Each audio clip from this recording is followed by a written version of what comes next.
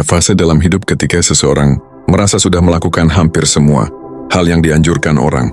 Bangun pagi dengan niat baik, bekerja keras tanpa banyak mengeluh, belajar berpikir positif, mengikuti konten pengembangan diri, mencoba afirmasi, memperbaiki ibadah, menata niat, bahkan belajar tentang energi dan keberlimpahan.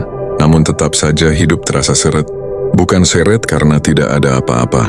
Masih bisa makan, masih bisa bernapas, masih bisa bertahan, tetapi terasa sempit, seperti berjalan jauh tanpa pernah benar-benar sampai. Rezeki datang tetapi cepat habis. Kesempatan muncul, namun menguap di tengah jalan. Rasa lelah menumpuk, sementara hasil terasa stagnan. Di titik ini, banyak orang mulai menyalahkan energi, merasa vibrasinya rendah, merasa dirinya kurang layak, merasa ada yang salah secara spiritual, padahal seringkali masalahnya tidak serumit itu. Law attraction bukan soal energi yang rusak, tetapi pola pikir yang terlalu lama hidup dalam ketakutan kehilangan. Ketakutan yang tidak selalu disadari. Takut kehilangan uang karena pernah jatuh. Takut kehilangan peluang karena dulu pernah gagal. Takut kehilangan rasa aman karena hidup terlalu sering tidak pasti. Ketakutan ini tidak berteriak, tetapi bekerja diam-diam, membentuk cara berpikir, cara mengambil keputusan, dan cara berharap.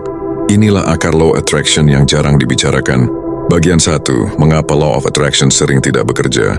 Banyak orang kecewa pada konsep law of attraction bukan karena konsepnya salah, tetapi karena dipahami secara dangkal.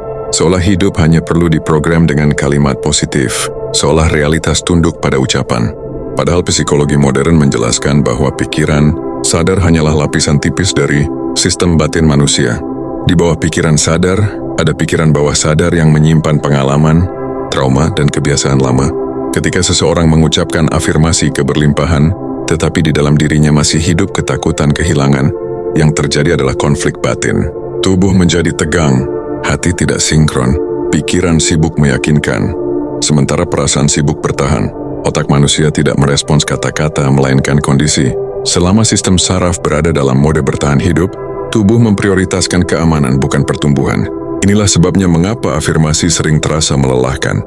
Bukan karena kurang iman, tetapi karena pikiran dipaksa melompat lebih jauh dari rasa aman yang ia miliki. Bagian 2. Law attraction dari sudut pandang psikologi. Dalam psikologi, law attraction bukan istilah mistik. Ia adalah kondisi ketika seseorang hidup dalam scarcity mindset.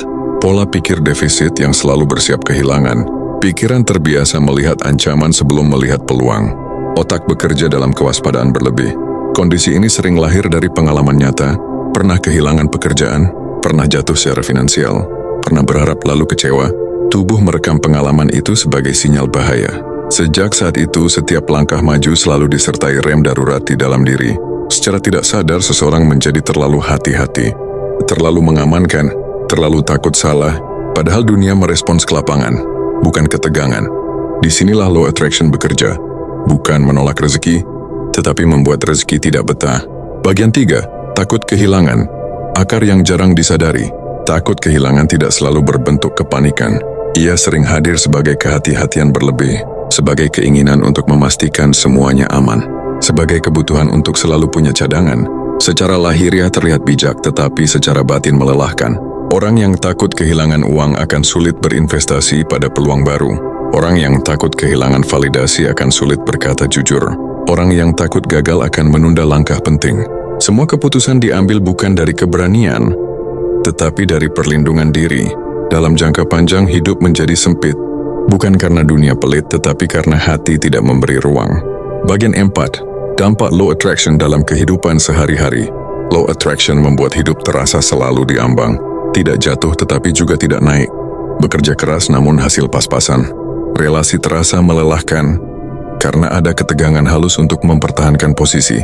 Secara psikologis ini disebut effortful living, hidup yang dijalani dengan usaha keras terus-menerus. Tanpa jeda batin, tubuh lelah lebih cepat, pikiran sulit tenang, dan keberlimpahan terasa jauh meski sudah dikejar. Bagian 5. Mengapa ketenangan justru menarik keberlimpahan? Keberlimpahan tidak datang pada hati yang panik, ia datang pada hati yang stabil. Orang yang tidak terburu-buru membuktikan apapun. Orang yang bergerak karena makna bukan ketakutan. Dalam tasawuf Islam, keadaan ini disebut tawakal. Bukan pasrah tanpa usaha, tetapi berserah setelah ikhtiar. Ketika hati berhenti menggenggam hasil, jalan seringkali justru terbuka. Stoikologi mengajarkan hal serupa. Fokus pada hal yang bisa dikendalikan, lepaskan yang tidak. Dari sinilah ketenangan lahir. Dan ketenangan adalah daya tarik paling alami. Bagian 6. Cara mengatasi low attraction. Langkah mendalam dan realistis. Pertama, hentikan perang dengan pikiran negatif. Pikiran negatif tidak perlu diperangi. Ia perlu dipahami. Semakin dilawan, semakin kuat ia bertahan. Kedua, latih rasa aman di tubuh. Keberlimpahan dimulai dari sistem saraf yang tenang. Napas pelan, rutinitas stabil, dan ritme hidup yang manusiawi. Ketika ubah fokus dari hasil ke proses. Hasil berada di luar kendali penuh. Proses adalah wilayah tanggung jawab. Keempat, berlatih melepas hal kecil. Melatih kehilangan kecil membuat otak belajar bahwa hidup tidak runtuh hanya karena sesuatu tidak sesuai rencana. Kelima, sejajarkan ikhtiar dan tawakal. Bergerak sepenuh hati, lalu menyerahkan hasil tanpa drama batin.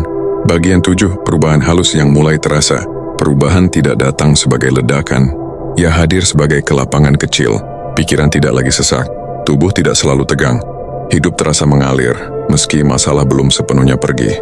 Keberlimpahan mulai hadir bukan hanya dalam uang, tetapi dalam ketenangan relasi yang sehat dan kesempatan yang datang tanpa dipaksa. Epilog, saat hidup tidak lagi digenggam dengan ketakutan. Pada akhirnya, low attraction bukanlah tanda bahwa hidup menolak kita.